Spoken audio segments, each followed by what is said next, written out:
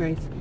In this video, I'm going to talk about after you leave somebody, a divorce, or to be divorced, or if you were living together, you left this person, and you have people to deal with that were, say, family and friends, that person's family, your own family, friends that you had in common, or even not in common, and you have to deal with them, and some of them are what people call flying monkeys.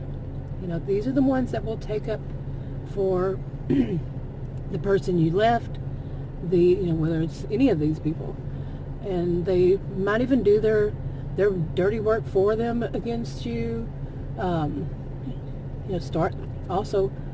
Continue or start doing the smear campaign against you, or keep it going, because often that kind will, an abusive person that you left will have smeared you and may have set it up for years behind your back, saying you did this and you did that.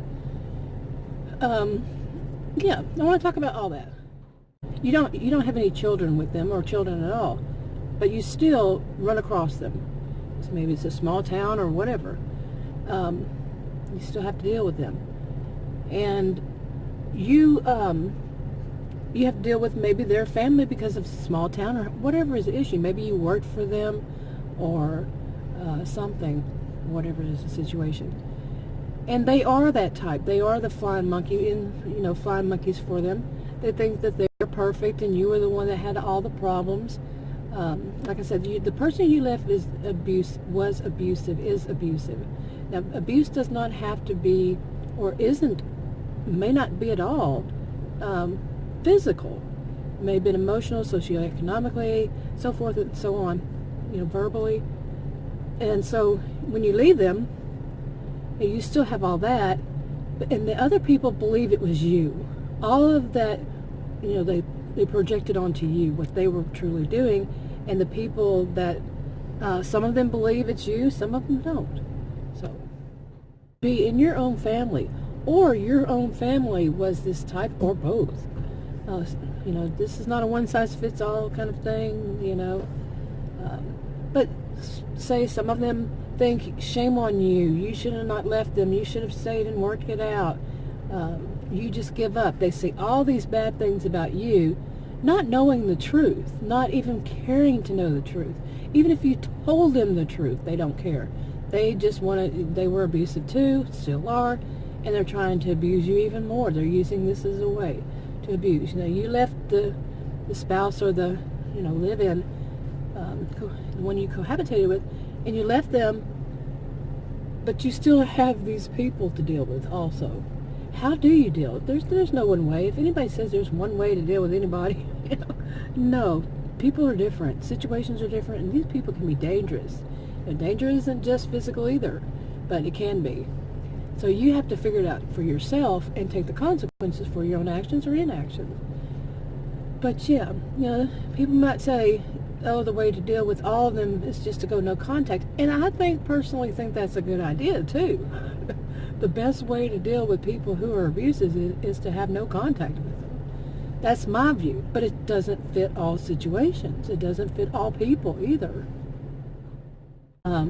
Low contact, L-O-W, contact. There's a gray rock where you basically have the personality of a gray rock, so you're not giving them anything to go on. But they'll try to get stuff to go on. They might even do the thing of trying to act like they're on your side when they're not. They're trying to find out some information about you, or they have their own little being vindictive, vendetta against you, and they, because they can't see how you could have left such a wonderful, perfect person when they're not wonderful and they're not perfect. But they come after you, and they might be doing that. It's very difficult. No, you don't want to be paranoid and think that everybody's out to get you, kind of thing. But it's difficult because who's on whose side? But I don't have an answer. I don't have, like I said, one size doesn't fit all anyway. So, but trying to sit back and give yourself time is the way I see it. I'm not giving advice. But to me, what I would do is get back, walk away. Walk away from it all. And, figure out, ask a counselor for help. And how do you work through this to find out who you are and what you need outside of them, who you are outside of them, and what you need outside of what they think that you should need and expect that you should need. And if they're not understanding, that's a good red flag. If they say, no, I'm not going to let you do that, question mark, big question mark there. Why? You're an adult.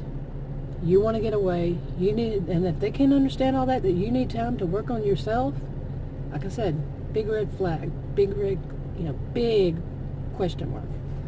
Yeah. What do you think? How do you see it? Leave a comment below. Have you done it? What did you do? What was the results? That kind of thing. But yeah, because I'm going to go ahead and wrap this video up. It's I need to leave from here, and I'm going to go ahead and wrap this video up. If you want to subscribe to this channel, click the circle. If you're watching a video on this channel, click one of the rectangles. Like, subscribe, comment, and share if you would, and I'll talk to you all in another video. Bye.